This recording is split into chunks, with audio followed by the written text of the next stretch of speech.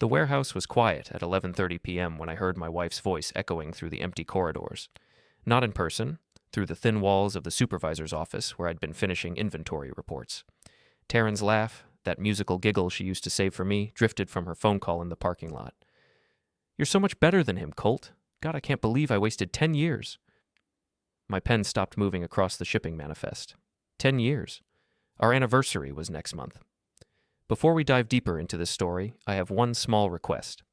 Please subscribe, drop a like, comment, and hit that hype button to boost this channel so more people can discover these incredible Reddit stories. I'm Derrick Mallon, 39 years old, warehouse supervisor at Midwest Distribution. I've spent the last decade moving boxes, managing crews, and apparently being the punchline of my wife's jokes. The irony wasn't lost on me. I knew every item that moved through this building, but I'd missed the most important shipment of all. My wife's heart, delivered straight to her ex-boyfriend. Through the grimy office window, I watched Taryn pace beside her Honda Civic, phone pressed to her ear like a lifeline. Her free hand gestured wildly as she spoke, animated in a way I hadn't seen in months. "I know, baby. Soon. Just give me a little more time to figure out the cleanest way to handle Derrick." The cleanest way to handle Derrick, like I was a spill on aisle 7. I'd suspected something for weeks. The late-night work calls, the new underwear I never saw her wear, the way she'd started showering immediately after coming home, washing away evidence of whatever or whoever she'd been doing. But hearing it confirmed felt like taking a forklift to the chest. Taryn climbed back into her car, still talking. I watched her taillights disappear into the night, then sat in the darkness of my office, surrounded by inventory sheets and the smell of cardboard dust. You'd think after 10 years of marriage, I'd be the one getting the midnight giggles. The next morning, I woke up alone. Again. Taryn had already left for her job at Premier Sales Solutions downtown, leaving behind the usual evidence, coffee mug in the sink, bathroom counter covered in makeup, and a post-it note on the refrigerator. "Working late tonight. Don't wait up. Tea. No love you. No have a good day." Just a warning that she'd be occupied with whatever, or whoever, was keeping her busy these days. I crumpled the note and tossed it in the trash, then made my own coffee in the kitchen of our modest suburban home. The house we'd bought together 5 years ago, back when we still talked about having kids and growing old together. Now the place felt like a museum of a marriage that had faded without anyone bothering to plan a funeral. The peeling paint on the back porch needed attention. The gutters were clogged with last fall's leaves. The fence between our yard and the Hendersons was sagging. All projects Taryn had stopped mentioning, probably because she wouldn't be around to enjoy the improvements. Mrs. Henderson was already in her garden, pretending to tend her roses while obviously keeping watch on the neighborhood drama. She'd lived next door for 15 years and had appointed herself the unofficial surveillance coordinator for our block. Nothing happened on Maple Street without her knowledge and eventual broadcast to anyone who'd listen. "Morning, Derrick," she called over the fence. "Taryn left early again, I see." "Work keeps her busy," I replied, though we both knew that was only half the truth. At the warehouse, I threw myself into the familiar routine of managing shipments, coordinating crews, and dealing with the endless paperwork that came with supervising 40 employees. The physical work felt good, loading trucks, moving pallets, using my hands for something productive while my mind processed the wreckage of my personal life. My phone buzzed around noon, a text from Taryn. "Grabbing drinks after work with some colleagues, home late." Colleagues. Right. I opened our shared phone plan app, something we'd set up years ago for convenience and safety. Find My Phone, they called it, useful for locating lost devices or apparently cheating spouses. Taryn's phone showed her location at Premier Sales Solutions, normal enough for a Tuesday afternoon, but I bookmarked the app and made a mental note to check again later. The warehouse crew noticed my mood.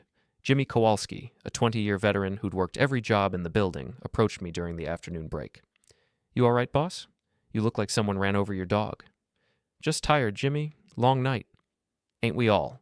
But you got that look a man gets when life's throwing him curveballs." Jimmy had been through 2 divorces and a bankruptcy. If anyone could recognize the signs of domestic catastrophe, it was him. "I'm fine," I insisted. "Sure you are. But if you ever need to talk or need someone to help you move furniture out of a house real quick like, you know where to find me." The offer was more generous than he knew. At 6 p.m., I checked the phone app again. Taryn's location showed downtown, but not at her office. The little blue dot pulsed from an address I recognized. Colt Rayner's apartment building. Colt, her ex-boyfriend from college, the guy she'd dated for 3 years before we met. The successful tech entrepreneur who'd moved back to town 6 months ago with his new wife, Maya, supposedly to start a branch office of his software company. The guy she'd been catching up with over coffee, just old friends reconnecting, nothing to worry about. I stared at the phone screen, watching 2 blue dots, Taryn's phone and mine, separated by 15 miles and apparently 10 years of marriage that meant less than I'd thought. My hands were shaking. Actually shaking, like I was some teenager dealing with his first heartbreak, instead of a grown man whose wife was busy auditioning for her next husband. I locked up the warehouse, climbed into my Ford pickup, and drove downtown. Colt lived in Harbor View Towers, the kind of sleek high-rise that had sprouted up during the city's recent urban renewal phase. All glass and steel and pretension, designed for young professionals who wanted to feel important. The parking garage required a key card, but the street level offered a clear view of the building's entrance and the small visitor lot beside it. Taryn's Honda sat in space number 7, right next to a silver Tesla with the license plate Colt 1. Ah, how original. I parked across the street and waited. Watching the building, imagining what was happening 15 floors up in Colt's apartment. The same apartment Maya probably knew nothing about, since she was likely home in their suburban house, trusting her husband the same way I'd been trusting my wife. At 9:15, Taryn emerged from the building. Her hair was mussed, her blouse wrinkled, her lipstick long gone. She looked around the parking lot nervously before getting into her car. I followed her home, staying several cars back, watching her practice her lies at red lights, checking her appearance in the rearview mirror, smoothing her hair, probably rehearsing her story about working late and grabbing drinks with colleagues. She beat me home by 10 minutes. By the time I walked through the front door, she was already in the shower, washing away the evidence of her afternoon activities. "How was work?" she called from the bathroom. "Busy," I replied. "How were drinks with your colleagues?" "Oh, same office gossip. Sarah's getting divorced. Mike's having problems with his teenage daughter. Nothing exciting." She was good at lying. I had to give her that. Smooth, casual, just enough detail to sound believable without overdoing it. She'd probably been practicing. I sat on the edge of our bed, listening to the shower run, and realized I was facing the biggest decision of my adult life. Confront her now and have the fight that would end everything, pretend I didn't know and live with the knowledge eating me alive, or find a third option, something that would give me back some control in a situation where I felt completely powerless. The shower stopped. Taryn emerged wrapped in a towel, her skin flushed from the hot water and whatever she'd been doing before it. "You're quiet tonight," she said, sitting at her vanity to brush her wet hair. "Just thinking about work stuff." She wasn't really listening. Her phone buzzed on the nightstand, and I watched her eyes flick toward it, eager and guilty at the same time. "Aren't you going to check that?" "It's probably just spam. I'll look later." But I could see her fingers twitching, wanting to grab the phone, wanting to read whatever message Colt had sent. Probably something romantic about their afternoon together, or plans for the next time they could meet. I stood up and walked to the window, looking out at our quiet suburban street. Mrs. Henderson's house was dark. The Johnsons were watching TV in their living room. Normal people living normal lives, probably not dealing with cheating spouses and crumbling marriages. "I'm going to grab a beer," I said. "Okay, I'm pretty tired. Think I'll go to bed early." Of course she was tired. Adultery was exhausting work. In the kitchen, I opened a Budweiser and tried to figure out my next move. I could hire a private investigator, but I already had all the evidence I needed. I could confront Colt directly, but that would just force them to be more careful. I could talk to Maya, Colt's wife, but involving her seemed cruel. Or I could start playing the game by my own rules. I finished my beer, checked that Taryn was asleep, and went out to the garage. In a box of old files, I found the notebook where I'd written down all our passwords years ago, back when we'd decided to share everything as a symbol of trust and transparency in our marriage. Funny how trust worked. I'd never changed my passwords, never hidden anything from her. But apparently, the transparency had only flowed one direction. Taryn's email password was still the same, her cloud storage account used the same login, and her photo backup was set to automatic, meaning every picture she took with her phone was saved online. I spent an hour scrolling through months of images. Most were innocent, work events, lunches with friends, random shots of our house and yard. But starting about 6 weeks ago, the content changed. Photos of Colt, photos of them together, photos I definitely wasn't supposed to see, and text message screenshots she'd apparently saved as some kind of trophy collection. Messages between her and Colt. Messages between her and her friends, talking about Colt.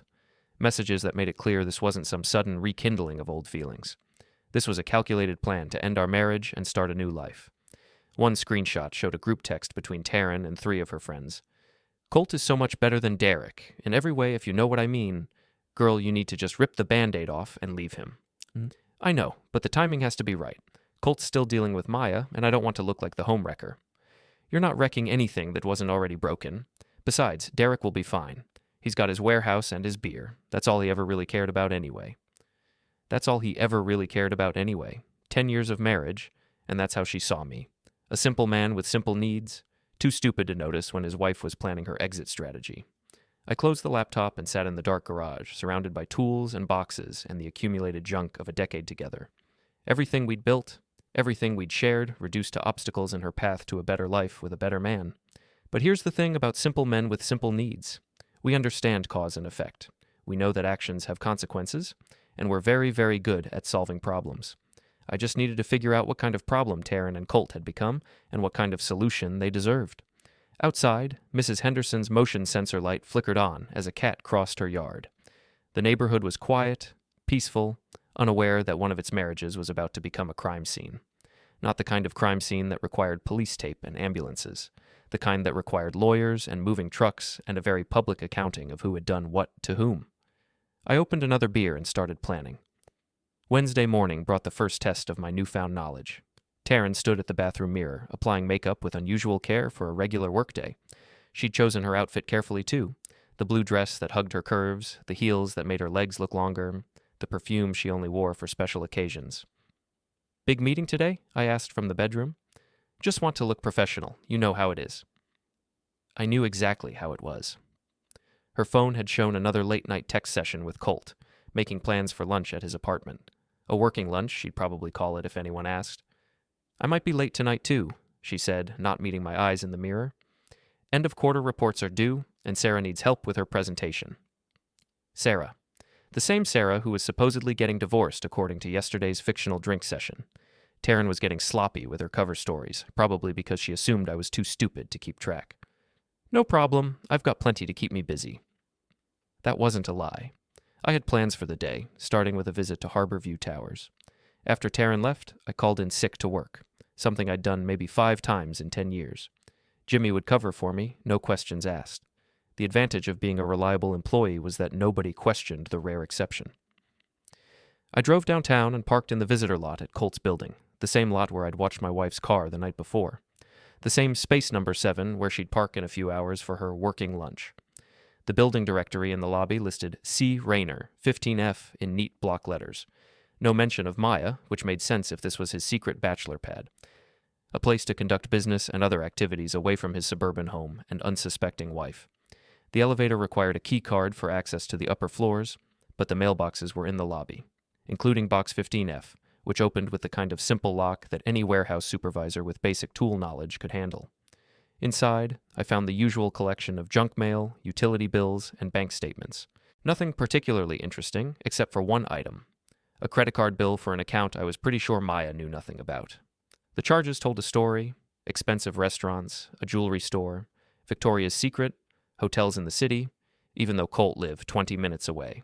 All the expenses of a man maintaining a double life. I photographed the relevant pages with my phone, returned everything to the mailbox, and went back to my truck to wait. At 11:45, Colt's Tesla pulled into the lot. He stepped out wearing a suit that probably cost more than I made in a month, checking his phone with the satisfied smile of a man whose plans were falling into place.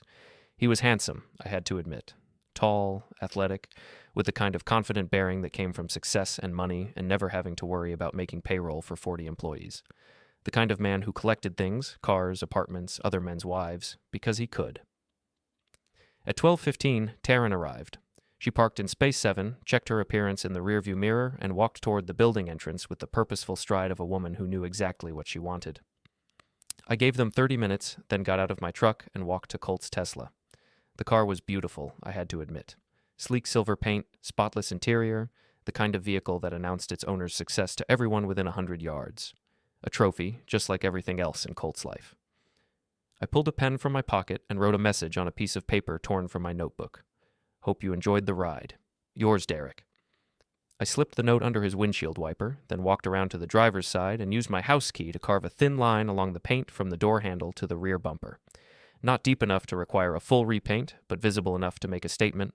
For good measure, I used my pocket knife to put a small puncture in the rear tire. Not a dramatic blowout, just a slow leak that would leave him stranded in a few hours. Then I drove home and waited. Taryn returned at 4:30, earlier than expected. She came through the front door looking flustered, her carefully applied makeup slightly smudged, her dress wrinkled in ways that told the story of her afternoon activities. "How was work?" I asked from the couch, not looking up from the baseball game on TV. "Fine. Busy, the usual." "Get those reports finished?" "What reports?" "The end-of-quarter reports, the ones you were helping Sarah with." A pause. I could practically hear her brain scrambling to remember which lie she'd told that morning. "Oh, right. Yes, we made good progress. Probably need to work on them again tomorrow. Sarah's lucky to have such a dedicated friend." She was already heading for the stairs. "I need to shower. Long day." Of course she did. Evidence elimination was becoming a daily routine. While she was upstairs, her phone buzzed on the kitchen counter. She'd forgotten it in her haste to wash away the afternoon's activities. The message preview showed on the lock screen. "Colt, someone vandalized my car. Think it might have been your husband. We need to talk." I smiled and turned the phone face down. 20 minutes later, Taryn came downstairs in sweatpants and a t-shirt, her hair still damp. She looked around frantically for her phone. "Have you seen my—" "Kitchen counter," I said, still watching the game.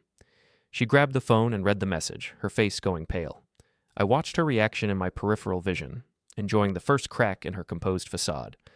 "Everything okay?" I asked innocently. "Fine, just work stuff." She disappeared into the bathroom to call Colt back, speaking in hushed tones I couldn't quite make out. But I didn't need to hear the conversation to know what they were discussing. Whether I knew about their affair, whether I was dangerous, whether they needed to be more careful. The answer to all three questions was yes. That evening, I sat in the garage with my laptop, exploring more of Taryn's digital life. Her email account revealed a treasure trove of information. Not just messages between her and Colt, but conversations with her friends, her sister, even her mother. Everyone knew about the affair except me. Her sister Lisa had been encouraging her to follow her heart and stop settling for less than you deserve. Her friend Jennifer had offered to let Taryn stay at her apartment during the transition period. Her mother had expressed concern about hurting poor Derrick, but ultimately supported her daughter's right to be happy. Poor Derrick. Like I was some pathetic creature who deserved pity rather than honesty. The most revealing email was one Taryn had sent to Colt 3 weeks earlier. "I've been thinking about the timeline we discussed. I think I should wait until after our anniversary next month to tell Derrick about us. It seems cruel to ruin that for him, and it gives us more time to plan everything properly. Maya still doesn't suspect anything, does she? I want to make sure we handle both situations carefully. I don't want either of them to hate us more than necessary." How thoughtful. How considerate. Planning to destroy 2 marriages with maximum efficiency and minimum guilt.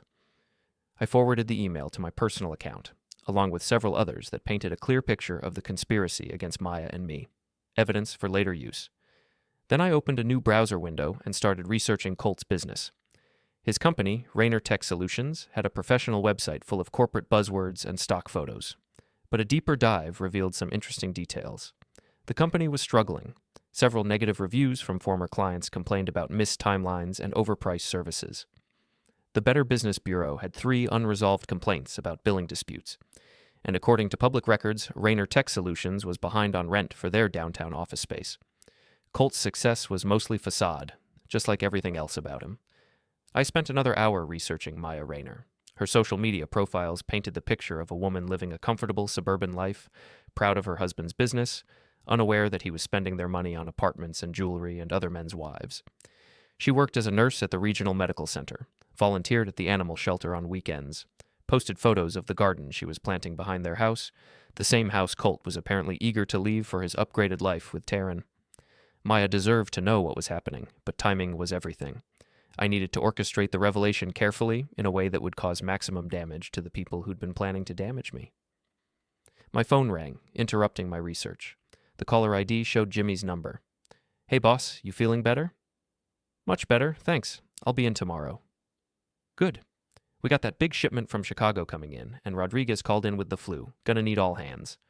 I'll be there early. Thanks for covering today." "No problem. But Derrick, whatever's going on in your personal life, just remember, the best revenge is living well." Jimmy's advice was well-intentioned but incomplete. The best revenge was living well while ensuring that the people who'd wronged you lived poorly. I hung up and returned to my laptop, opening Taryn's cloud photo storage again. The newest pictures showed her afternoon with Colt, including several that would be very interesting to Maya. But I wasn't ready to play that card yet. First, I wanted to see how Taryn and Colt would react to the pressure, whether they'd come clean, back off, or double down on their deception. Based on what I'd learned about their characters, I was betting on option 3. I closed the laptop and went inside to find Taryn curled up on the couch, watching some mindless reality show about housewives fighting over imaginary slights. She looked up when I entered, studying my face for signs that I knew about her secret life. "Feel like watching something together?" she asked, patting the couch beside her. It was an olive branch, or maybe a test. Either way, it was the first time in months she'd invited me to share her space. "Sure," I said, settling beside her. She leaned against me, and for a moment it felt like the old days. Before Colt's return to town, before the lies and the secret phone calls and the afternoon appointments that had nothing to do with work. "Derrick," she said softly. "Yeah?" "Do you ever think about what you'd do if you found out if I had been?" She trailed off, unable to finish the question. But I knew what she was asking. Whether I'd fight for our marriage or let her go. Whether I'd be the understanding husband who stepped aside gracefully or the bitter ex who made everything difficult. "I think," I said carefully, "that I'd want to understand why. And I'd want the people involved to face the consequences of their choices." She was quiet for a long time after that, and I could feel the tension in her body as she processed my answer. "The people involved," she finally repeated. "All of them," I confirmed. She pulled away from me and went to bed early, claiming a headache. But I heard her on the phone again, whispering urgently to someone who was probably helping her figure out how much I knew and what I might do about it. They were about to find out. Thursday brought rain and complications. Taryn left for work without her usual goodbye, her face tight with worry. The message from Colt about his vandalized car had clearly rattled both of them, but not enough to end their affair, just enough to make them more paranoid. I arrived at the warehouse early, needing the familiar rhythm of physical work to clear my head. Jimmy was already there, coordinating the arrival of 3 trucks from our Chicago distribution center. "You look better," he said, handing me a clipboard. "Yesterday off did you some good?" "Yeah, got some things sorted out." "Good man. Sometimes you gotta step back to see the whole picture." The whole picture. That's exactly what I was trying to do. See all the pieces of the puzzle that Taryn and Colt thought they'd hidden from me. My phone buzzed around 10 a.m. A text from Taryn. "Working through lunch today. Crazy busy." Translation. Meeting Colt again, probably to discuss their security situation and whether they needed to accelerate their timeline for leaving their respective spouses. I checked the phone tracking app. Sure enough, Taryn's location showed Harbor View Towers again. They were creatures of habit, which made them predictable, and predictable people were easy to outmaneuver. During my lunch break, I drove to Premier Sales Solutions, Taryn's actual workplace. The receptionist recognized me from company Christmas parties and other spousal obligations. "Hi, Mr. Mallon. Here to surprise Taryn?" Something like that. "Is she in?" "Oh, she's at lunch. Left about an hour ago with that gorgeous man who's been picking her up lately. Lucky girl." The receptionist's innocent comment hit like a physical blow. Colt had been picking up my wife from work regularly enough that the office staff had noticed and approved. This wasn't a secret affair. It was a public audition for Taryn's next marriage. "Do you know when she'll be back?" "She said around 2. Should I tell her you stopped by?" "No, that's okay. I'll catch her at home." I drove back to the warehouse in a rage that surprised me with its intensity. It was one thing to know your wife was cheating. It was another to discover that her coworkers were cheerfully facilitating the process, treating her betrayal like a romantic comedy they were privileged to witness. The afternoon dragged by in a haze of anger and planning. By the time I got home, I'd decided it was time to escalate the situation. Taryn was already there, cooking dinner with unusual enthusiasm. She'd changed into a dress I hadn't seen before, something expensive looking that definitely hadn't come from her usual discount stores. "New outfit?" I asked. "This old thing? I've had it forever." Another lie to add to the collection, but this one was easily verifiable, since I'd been monitoring her credit card statements. The dress had been purchased 3 days ago at a boutique downtown. The same boutique where she'd bought several other items over the past month, all charged to the credit card we supposedly shared for household expenses. "Smells good," I said, nodding toward the stove. "Chicken parmesan, your favorite." It was my favorite, back when she cared about my preferences. Now it felt like a guilt offering, or maybe a farewell dinner. Either way, the gesture was too little, too late. We ate in relative silence, both of us lost in our own thoughts. Taryn kept checking her phone, waiting for messages that didn't come.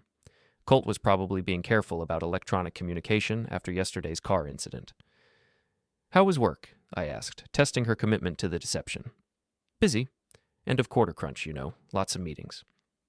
"The receptionist said you went to lunch with someone." Taryn's fork paused halfway to her mouth.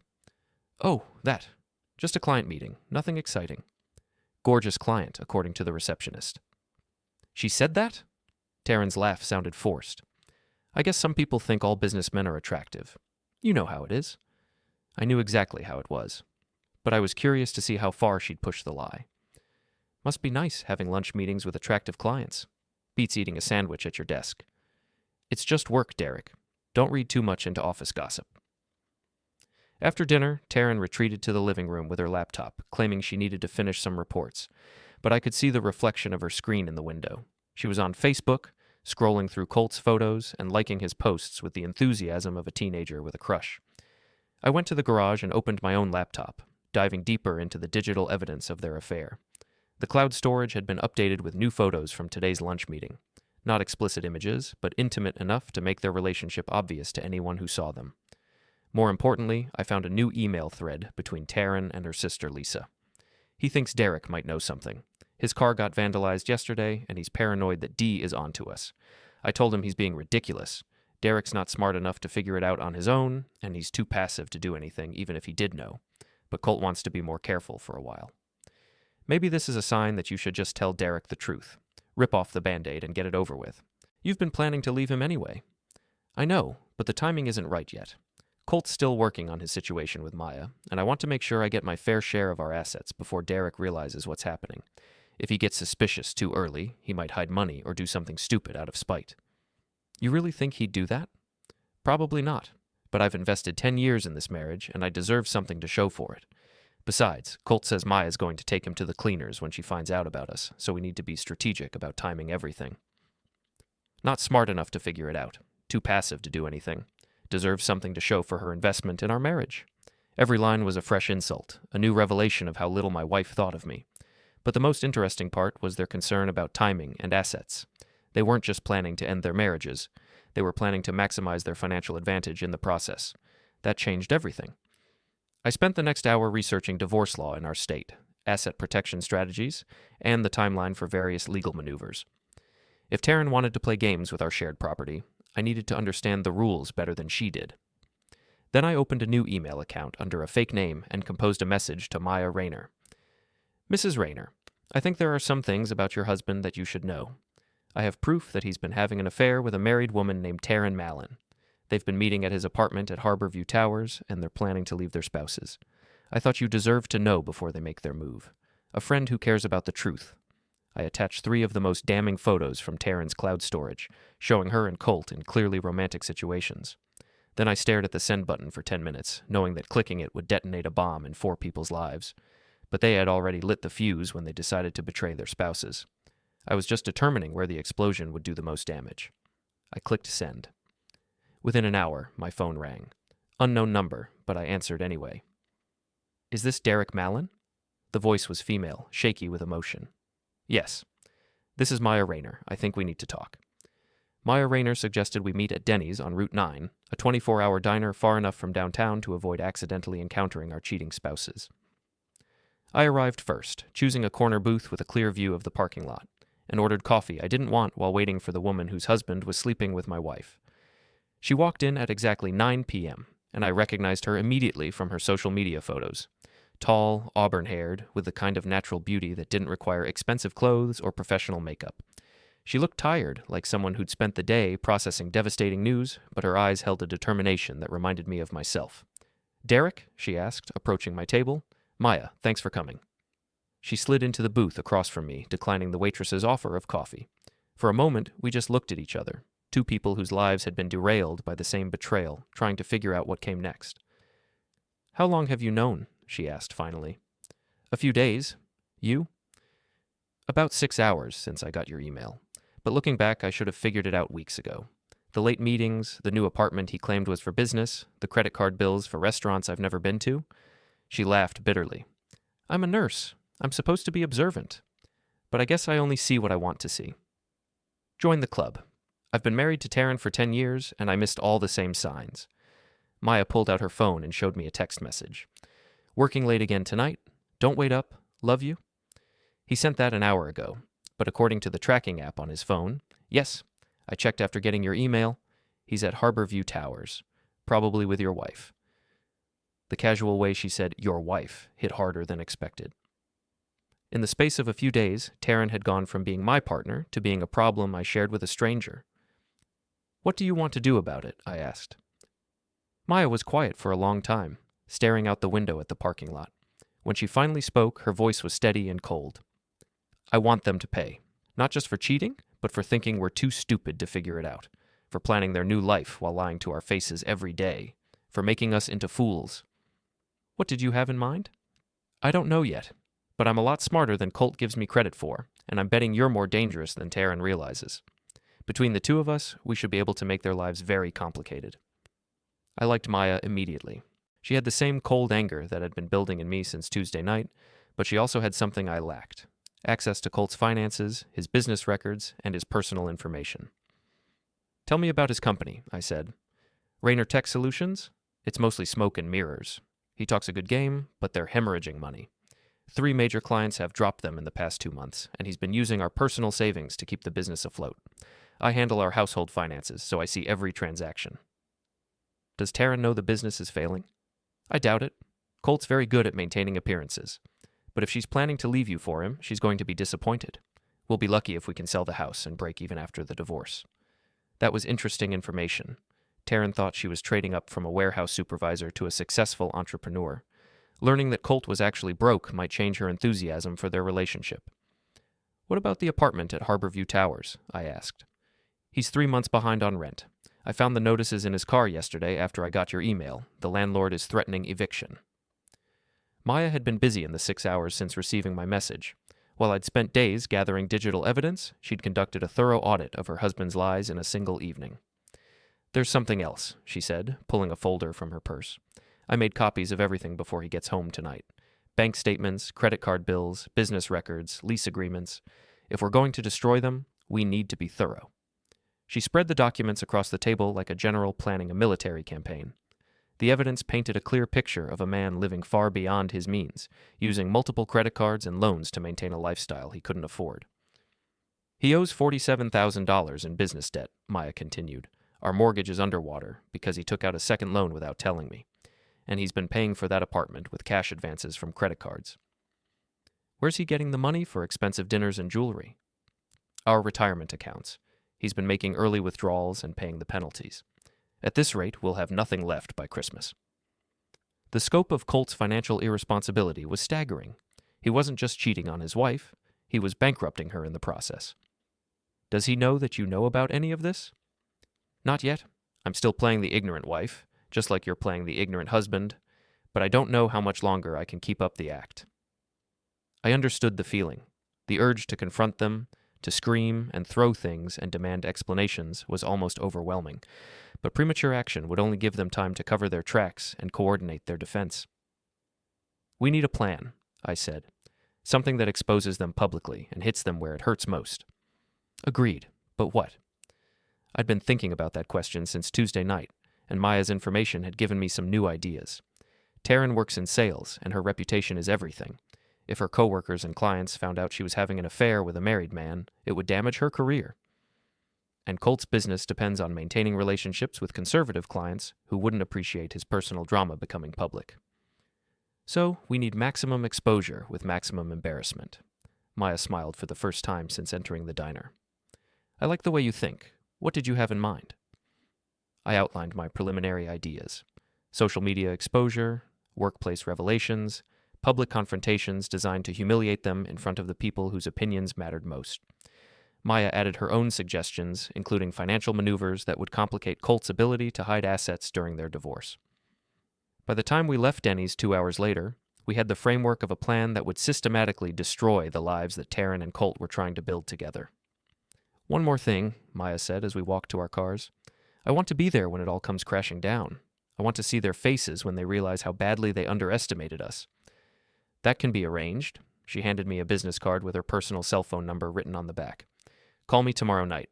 By then, I'll have access to Colt's email accounts and his business files. If we're going to war, we might as well have all the ammunition. I drove home thinking about Maya's transformation from betrayed wife to vengeful partner. In the space of one evening, she'd gone from victim to co-conspirator, channeling her pain into something productive and dangerous. Taryn was already asleep when I got home, or pretending to be. Her phone was charging on the nightstand, and I could see the notification light blinking with unread messages. Probably Colt, reporting on his evening activities and making plans for tomorrow's deception. I went to the garage and updated my files with the information Maya had provided. Financial records, business documents, lease agreements, all evidence of the house of cards that Colt had built to impress my wife. Then I opened Taryn's email account and found a new message she'd sent to her friend Jennifer. I think Derrick might be getting suspicious. He asked weird questions about my lunch today, and he's been acting strange all week. Colt thinks someone vandalized his car because of us, but I told him that's paranoid. Still, maybe we should be more careful for a while. Do you think he'd actually do anything if he found out? Derrick? No way. He's never confronted anyone about anything in his entire life. He'll probably just sulk and drink beer until I work up the nerve to leave him. But Colt's spooked, and I don't want him backing out because he thinks my husband is some kind of threat. Your husband is some kind of threat. He's got 10 years of marriage invested in you, and he's not going to just roll over and let you walk away. You don't know Derrick. He's the most passive person I've ever met. He'll be hurt, but he won't fight back. It's not in his nature. Not in my nature. We'd see about that. I forwarded the email to my personal account, then composed a response that Taryn would never see.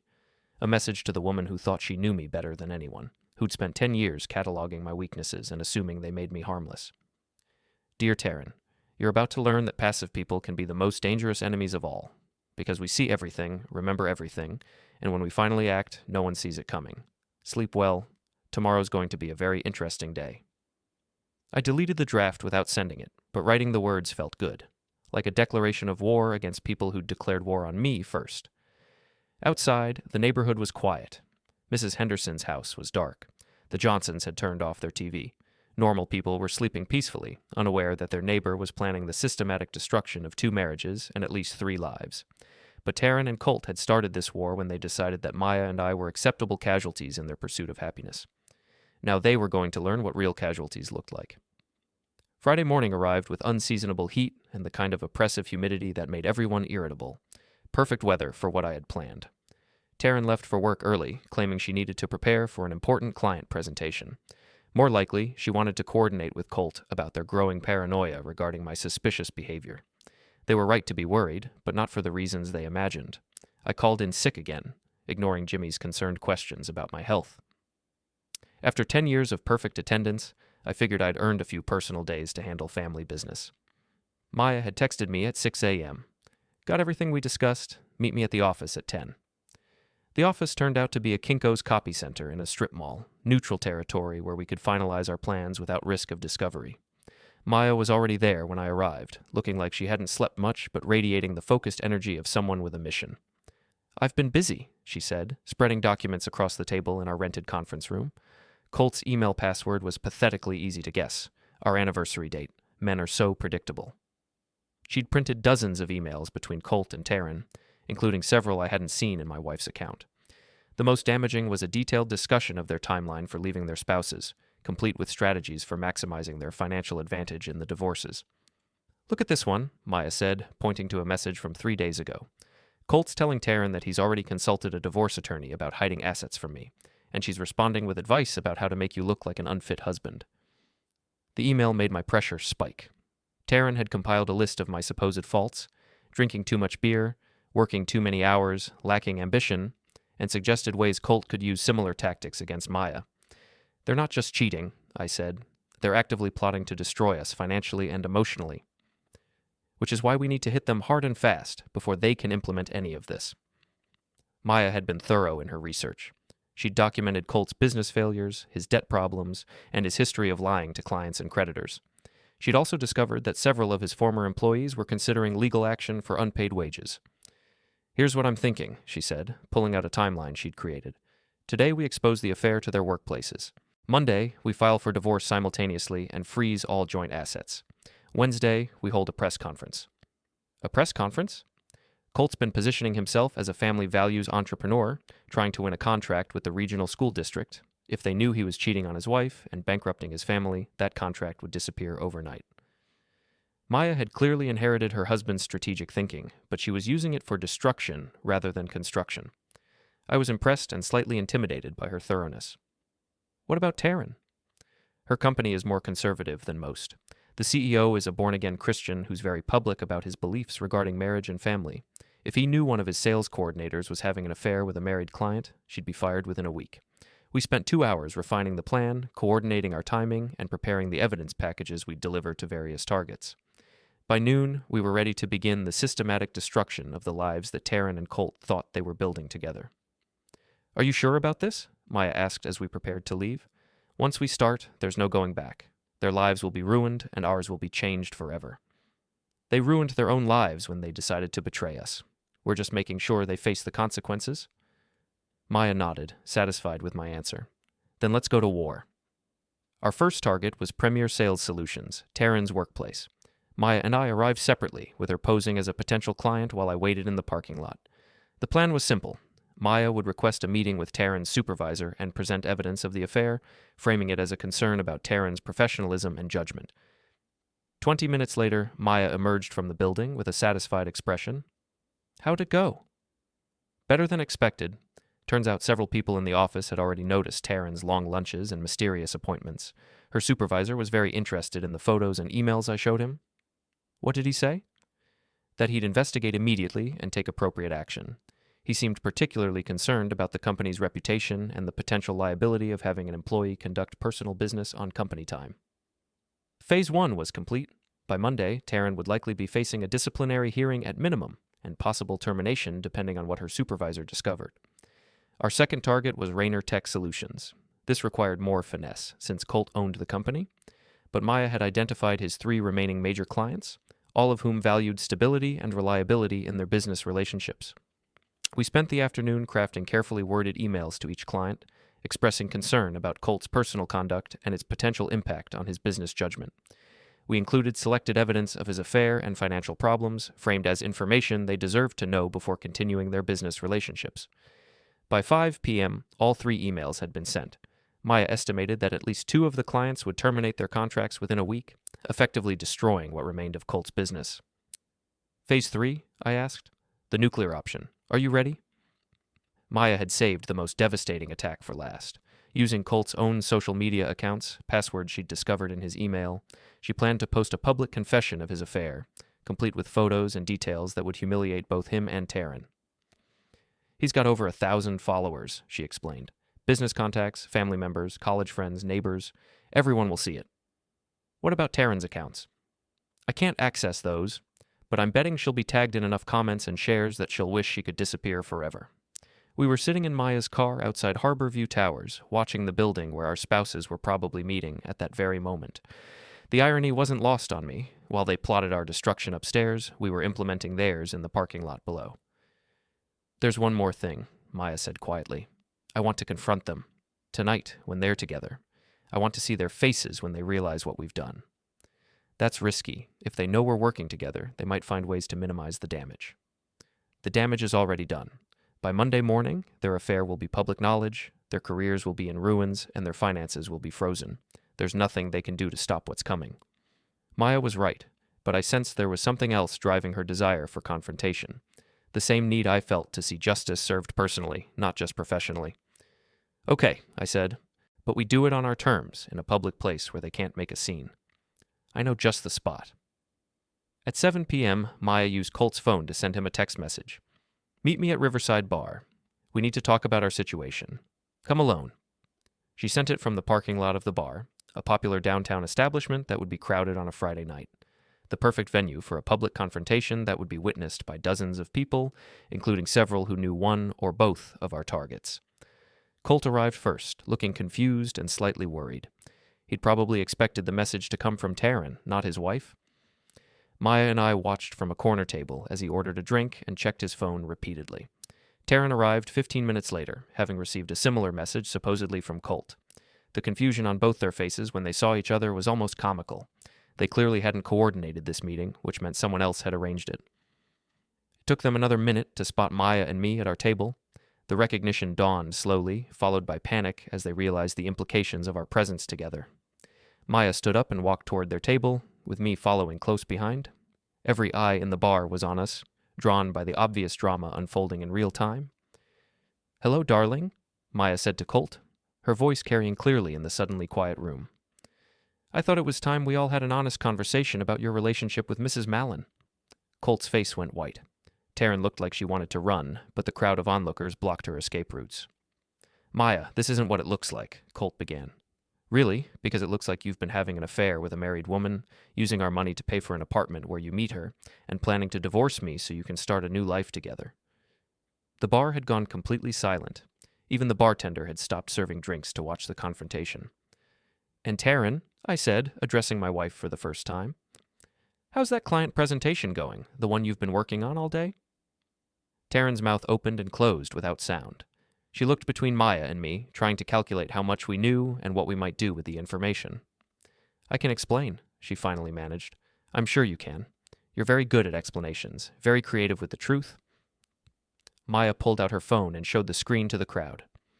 "For those of you who don't know, my husband has been documenting his affair quite thoroughly on social media. Would anyone like to see the photos?" Several people leaned forward eagerly. Others pulled out their own phones, apparently recording the confrontation for later sharing. "Maya, please," Colt said desperately. "Can we discuss this privately?" "Like you discussed your affair privately. Like you discussed spending our retirement money privately. Like you discussed ruining our marriage privately." Each question hit like a physical blow. Colt seemed to shrink with every accusation, while Taryn looked around frantically for an exit that didn't exist. "By the way," I added casually, "your employers and clients received some interesting information today about your judgment, your reliability, and your commitment to the values they expect from their business partners." The color drained from both their faces as they realized the scope of what Maya and I had accomplished. "You can't do this," Taryn said, finding her voice at last. "This is harassment." "Actually," Maya replied, "this is consequences. Something you apparently forgot existed when you decided to destroy 2 marriages for your own entertainment." She turned to address the crowd, which had grown as word of the confrontation spread through the bar. "Ladies and gentlemen, I'd like you to meet my husband, Colt, and his mistress, Taryn. They've been planning to leave their spouses and start a new life together, using money stolen from their families and lies told to everyone who trusted them." The crowd murmured with interest and disapproval.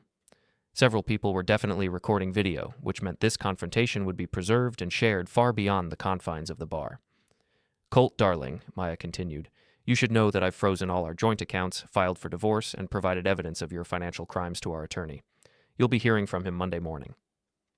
"And Taryn," I added, "you should probably start looking for a new job. Your supervisor was very interested in the documentation of your afternoon activities." Both of them stood up abruptly, apparently deciding that retreat was their only option. But Maya wasn't finished. "One more thing," she called after them. "Check your social media accounts when you get home. I think you'll find them very educational." Colt and Taryn fled the bar amid a buzz of excited conversation and the clicking of phone cameras.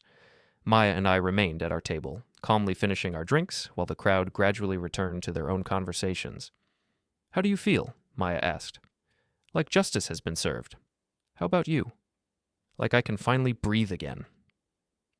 We sat in comfortable silence, watching the normal life of the bar resume around us. People laughing, talking, enjoying their Friday night without the weight of betrayal and deception that had been crushing us for days. "What happens now?" I asked. "Now we rebuild our lives without the people who tried to destroy them, and we make sure they never forget the cost of underestimating us." Maya raised her glass in a toast. "To new beginnings and old-fashioned justice." "To consequences," I replied, clinking my glass against hers. Outside, the summer heat was finally breaking, and a cool breeze carried the promise of better weather ahead. Maya and I walked to our cars together, 2 people who'd found strength in shared purpose and satisfaction in well-executed revenge. "Thank you," she said as we reached the parking lot. "For what?" "For being exactly as dangerous as they should have expected you to be." I drove home through the quiet streets of our suburban neighborhood, past Mrs. Henderson's house and the Johnsons' place and all the other homes where normal people lived normal lives. But I wasn't the same person who'd driven these streets a week ago. That man had been passive, trusting, willing to accept whatever life handed him. This man had learned that sometimes you had to take control of your own story, even if it meant becoming the villain in someone else's. Taryn's car wasn't in our driveway. She was probably somewhere with Colt, trying to figure out how to minimize the damage from our public exposure, but it was too late for damage control. By Monday, their affair would be the talk of both their workplaces. By Wednesday, their financial lives would be in ruins. By the end of the month, they'd be facing divorce proceedings that would leave them with nothing but each other and the consequences of their choices. I parked in the garage and sat in the darkness, thinking about the man I'd been a week ago and the man I'd become. The transformation wasn't pretty, but it was necessary. Sometimes the only way to stop being a victim was to become something else entirely. My phone buzzed with a text from Maya. "Sleep well. Tomorrow we start building our new lives." I smiled and typed back, "Sweet dreams, and thank you for being the perfect partner in crime." The house was empty and quiet when I went inside. No lying wife, no fake explanations, no more pretending that everything was fine when it clearly wasn't. Just silence and the satisfaction of a job well done. I opened a beer and sat on the couch where Taryn and I used to watch TV together, back when we were still pretending to be a happy couple. The memory felt like something from a previous lifetime, before I learned what my wife really thought of me and what she was willing to do to escape our marriage. But that was her loss, not mine. She'd traded a loyal husband for a broke cheater, a stable home for an uncertain future, and the respect of everyone who knew her for a few months of excitement, with a man who was already planning his next betrayal. The phone rang, interrupting my thoughts. Unknown number, but I answered anyway. "Derrick, this is Jennifer, Taryn's friend. Is she there?" Jennifer. One of the friends who'd been encouraging Taryn's affair and helping her plan my humiliation. "No, she's not here. Haven't seen her since this morning. Do you know where she might be? She's not answering her phone, and after what happened tonight?" "What happened tonight?" A pause. Jennifer was probably trying to figure out how much I knew about the bar confrontation.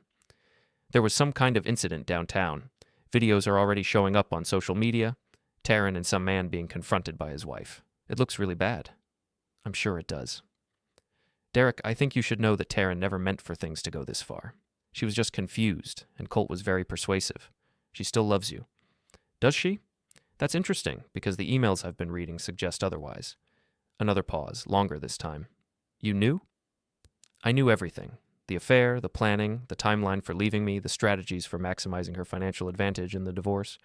I even knew about the friends who were helping her, including you.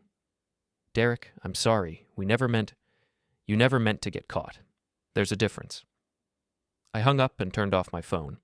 There would be more calls tonight, from Taryn's friends, her family, maybe even from Taryn herself, trying to explain or apologize or negotiate some kind of damage control.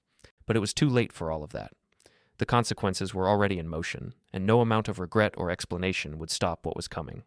I finished my beer and went to bed in the house I'd shared with a woman who'd spent months planning to destroy my life. Tomorrow, I'd start the process of rebuilding everything she'd tried to take from me, but tonight, I slept better than I had in weeks, surrounded by the peaceful silence of a home finally free from lies and deception. They'd called me passive, predictable, too weak to fight back. They'd been wrong about everything.